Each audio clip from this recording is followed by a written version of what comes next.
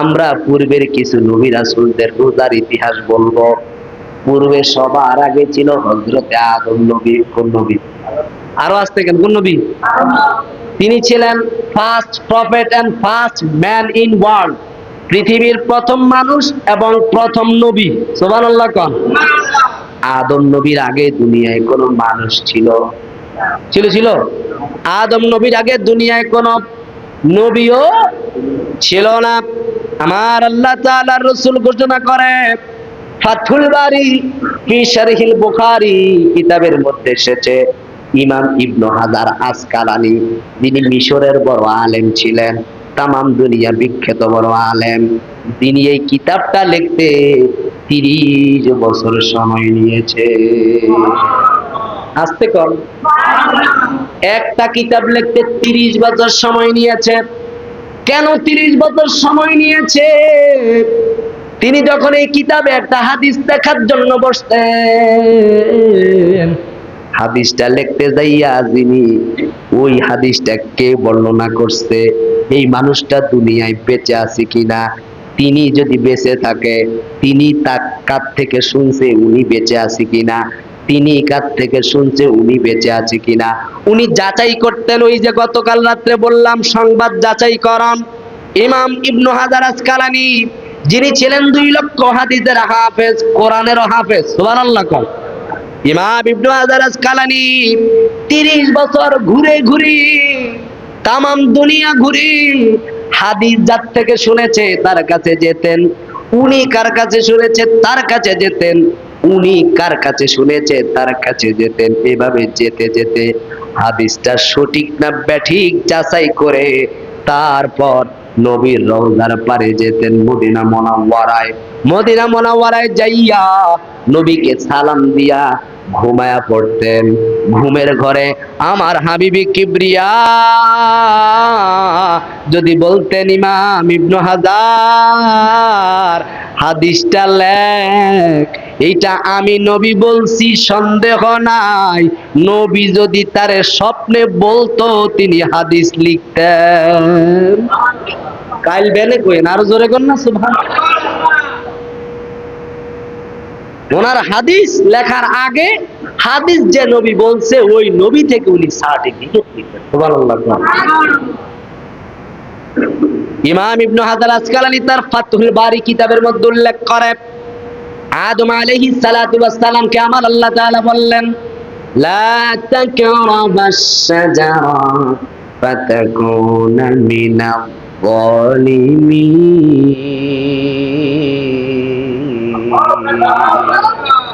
আদম রে, জান্নাতে থাকো, তোমার স্ত্রী নিয়া বসবাস করো, ফাকুলু, এখান থেকে তুমি খাও, এখান থেকে তুমি খাবার গ্রহণ করো, কিন্তু আদম ওই গাছের কাছে যাইও না। আমি সেই ঘটনা আপনাদেরকে বলতে চাই না, আমি শুধু আপনাদেরকে বলতে চাই আদম নবী কেমনে রোজাটা রাখছে। আদম গাছের কাছে যাইও না। আদম নবী স্ত্রীর প্ররোচনায় গাছের কাছে গেছে, ফলও খাইছে। ইতিহাসটাও একদিন বলবো। আল্লাহ তাআলা তারে দুনিয়ায় পাঠাইয়া দিছে, আর জান্নাতে থাকা যাবে না, তুমি আমার আইন লঙ্ঘন করেছ। আদম যখন দুনিয়ায় চলে আসলেন, জান্নাত থেকে যখন বিতাড়িত হলেন, মন কি খুশি না বেজার? এই খুশি না বেজার? এই বেজার মন নিয়া ইমাম ইবনে হাজার আসকালানী তার ফাতহুল বারিতে লিখেছে, আদম নবী আরবের মরুভূমিতে ঘুরে ঘুরে একদিন না 2 দিন না 300 বছর কান্নাকাটি করেছে। কোন সুবহানাল্লাহ। 300 বছর কাঁদলেন, ও আল্লাহ আমি বুঝতে পারি নাই, আমি প্ররোচনায় পড়েছি রে মাওলা, তুমি আমারে মাফ করে দাও, তুমি আমারে ক্ষমা করে দাও। কয়শো বছর কাঁদছে, একটা মাত্র ভুল। আমি গতকালকে বলেছিলাম নবীদের গুনাহ হয় না। নবীদের গুনাহ, নবীদেরকে যারা গুনাহগার কয় তারা ঈমানদার না বেঈমান? আওয়াজ দিয়া কার, নবীদেরকে যারা গুনাহগার বলে ঈমানদার না বেঈমান? ওদের সাথে বৈবাহিক সম্পর্ক হালাল না হারাম? ওদের সাথে লেনদেন হালাল না হারাম? এদেরকে সালাম দেওয়াও না যায়, সালাম দেওয়া নাজায়েজ। এরা ফেরকায়ে বাতিলা, এরা ওই 72-73 দলের এক দল, যাদেরকে সবগুলোকে আল্লাহ জাহান্নামে দিয়ে একদল জান্নাতে দিবে। ঠিক না ঠিক? নবীদেরকে গুনাহগার বলে কোন সে বেঈমান দল? নবীরা নাকি গুনাহগার ছিল বলছে কে বল? ওদের সাথে নাই কোনো মোদের পরিচয়। নবীদেরকে গুনাহগার বলে ঈমানদার কেমনে হয়? ঠিক নি ঠিক নি? ওদের সাথে কোনো সম্পর্ক নাই মুসলমানের। নবীরা গুনাহগার না, নবীদের ভুল হইতে পারে। কি ভুল হইতে পারে? এই ভুলটাও তার ইচ্ছায় না। ইচ্ছা কার? জোরাবার ইচ্ছা কার? আদম রিয়া দিয়া আল্লাহ কুদরতে ভুল করাইতে, নইলে আমরা সবাই জান্নাতে থাকতাম। আর যদি আমরা জান্নাতেই থাকতাম, তাহলে আমাদের এই যে পাপ পুণ্যের হিসাব, কে জান্নাতি কে জাহান্নামী, কে ভালো মন্দ, এটা বিচার করার সুযোগ ছিল না। সবাই একচেটিয়া ভালো আর সবাই জান্নাতি। এটার মজা আছে? এই পুরস্কার যদি সবাই দেয়, পুরস্কারের কোনো দাম আছে? পুরস্কার দেয় 1 2 3 রে, কথা ঠিক না? সবাইরই পুরস্কার দিলে এটাদের মজা নাই, সবাই জান্নাতে থাকলে মজা নাই। এই কারণে আমার আল্লাহ বলে তাবারাকাল্লাযী বিয়াদিহিল মুলকু ওয়া হুয়া আলা কুল্লি শাইইন কাদির।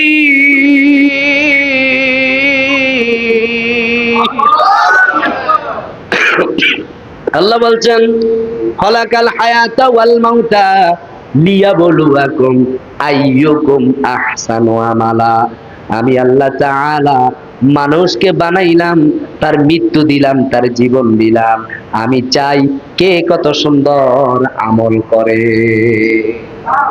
এই আমলের পরীক্ষা করার জন্য আমি আদমকে দুনিয়ায় পাঠাইছি। আর আদম দুনিয়ায় আসার কারণেই এই মসজিদ হয়েছে, মাদ্রাসা হয়েছে, খানকা হয়েছে, সন্তান হয়েছে, পরিবার হয়েছে, এই দিন এসেছে, বাতিল ধর্ম হয়েছে, যত দুনিয়ার যা কিছু সব আদম আসার কারণে। আদম না আসলে আপনি আমি দুনিয়ায় আসতাম না, মসজিদ মাদ্রাসা পৃথিবী হইতো না, আর ভালো মন্দের বিচার হইতো না, জান্নাতি জাহান্নামী হিসাব হইতো না। এটা আল্লাহরই ইচ্ছা। আদম ইচ্ছা করে ভুল করে নাই, ভুল করাইছে কে? ভুলটা ছিল আল্লাহ তাআলার কুদরত। এই কারণে আদমকে গুনাহগার বলা যাবে? নবীদেরকে গুনাহগার বলা যাবে?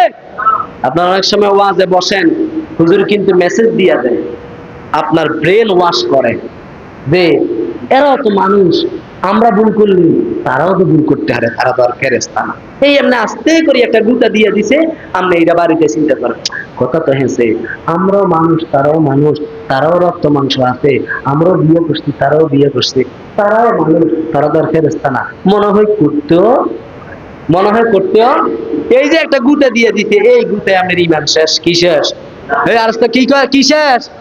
এই কারণে যাত্রার ওয়াজে বসা যাবে, যাত্রার ওয়াজ শোনা যাবে, বুঝবেন আগে এই লোককে, এই লোকের আকীদা কি, ধর্ম বিশ্বাস কি, তাকলিদ কি, সে কি আহলুস সুন্নাত ওয়াল জামাআত মানে? আবার আহলুস সুন্নাতের নামে আন্ডারি ভান্ডারি হইলেও শোনা যাবে, শোনা যাবে। আমিন কন। 300 বছর আদম নবী কাঁদলেন। এই যে কাঁদলেন, কাদার সময় হযরতে ইমাম ইবনে হাজার আসকালানি বলে লাম্মা আকালান নাবিয়্যা আদম আলাইহিস সালাম মিনাস সামারাতিশ শাজারিল মুহাররামা তুরিদা আনিল জান্নাহ লিযালিকা ইউবকি লিমুদ্দাতি 13 ইয়াওমা বিদুনি শারাবা ওয়াত তাআম ওয়া হাযিহি 30 ইয়াওমান কানাত সিয়ামুহু 30। আদম নবী কেমনে কাঁদতেন? একটানা 30 দিন তিনি কান্নাকাটি করতেন। 30 দিনের মধ্যে এক ঢোক পানিও খাইতেন না। 30 দিনের মধ্যে একবারের জন্য কোনো খাবার গ্রহণ করতেন না। বলে হুজুর বাঁচে কেমনে? ক্ষমতা কার? ক্ষমতা কার? 30 দিন একবারও পানি খেলেন না, একবারও তিনি খাবার গ্রহণ করলেন না, শুধু কাঁদতেছে, শুধু কাঁদতেছে। মাফ করো গো দয়াল আল্লাহ, আল্লাহ আমি গুনাহগার, তুমি সারা এ পাপীর কে করিবে পার, তুমি সারা এই পাপীরে কে করিবে পার। আমিন কর। এই যে 30 দিন কাঁদলেন, কোনো খাবার গ্রহণ করলেন না, এটাই ছিল আদম নবীর রোজা। সুবহানাল্লাহ কর।